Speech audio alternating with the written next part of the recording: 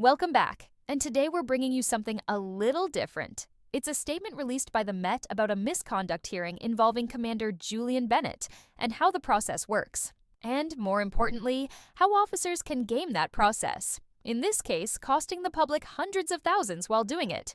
Meet Commander Julian Bennett of the Metropolitan Police. A misconduct hearing finally concluded, again, in May 2025, after almost 5 years of back and forth. What did he do, you ask? He refused a drugs test, and then refused to accept being fired for it? Twice. He dragged the process out for nearly 5 years by challenging the outcome and even forcing a second hearing. Hold up. Almost 5 years. Just to fire someone for refusing a drugs test. That should have taken 5 minutes. Especially for someone that high up the ladder. This is some grade A BS right here.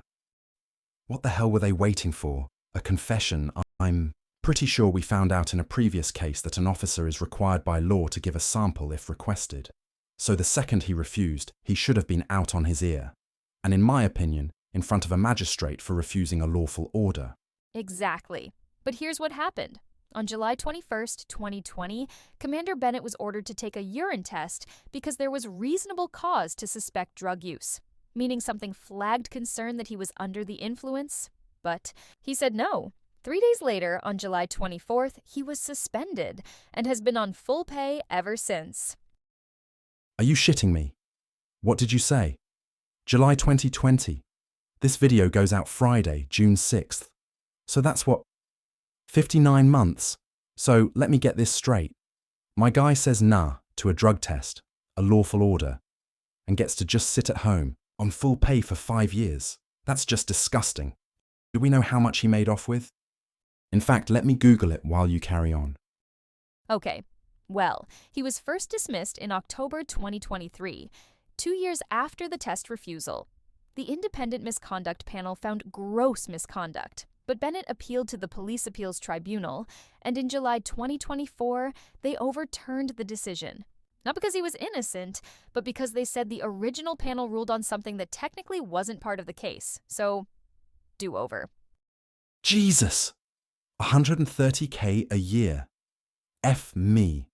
So you're telling me this guy sat at home and got paid £600,000 in taxpayers' money, while the government just said they can't use public funds to keep the oldest and most vulnerable warm. But this douche gets over $500,000. This country is broken. Sorry, I'm ranting, I know. But just to be clear, you said it took 2 years for the first hearing, which found him guilty. Then he appealed, and it took another 3 years to hold the same hearing and come back with the same outcome. This system isn't built to keep police accountable, is it? It's just not. The Met did consider challenging the appeal in court, but dropped it. Instead, they opted for a fresh misconduct hearing, which wrapped up just recently. And as already stated, it came to the same conclusion: gross misconduct. Dismissed again, and this time, hopefully for good, because he's now been added to the College of Policing's barred list, meaning he can't work in policing or with police-adjacent bodies again. But here's the thing. Commander Julian. Bennett had chaired multiple misconduct hearings himself. At some point, you've got to wonder, how many people did this guy kick off the force while going home and maybe smoking or snorting God knows what? This isn't real, right? I mean, are you sure this isn't an article from The Onion? Nope. Straight from the Met's official website. And while they didn't bury it, it wasn't exactly on the front page either. Assistant Commissioner Matt Twist even had to make a public statement saying people should be outraged. Bennett stayed home, didn't cooperate, and collected a taxpayer-funded paycheck for years.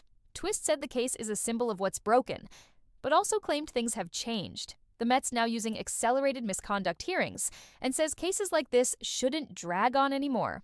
I'm calling bull. How many of these cases have we covered?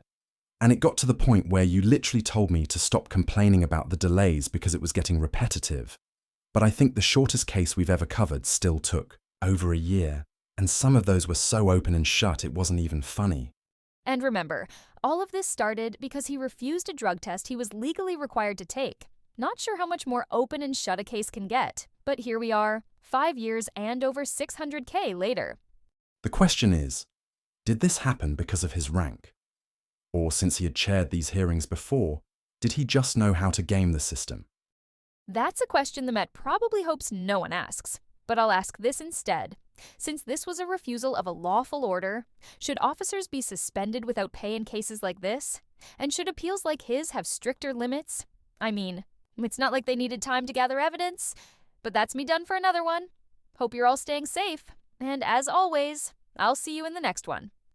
Oh, if I refused a workplace drug test, I'd be out the door before lunch, no appeals, no 5-year saga, no 6-figure paycheck on the way out, and I don't understand why a government body isn't held to the same standard. But once again, thank you for watching. Be sure to subscribe for more updates. Stay informed, stay aware, and remember, accountability matters.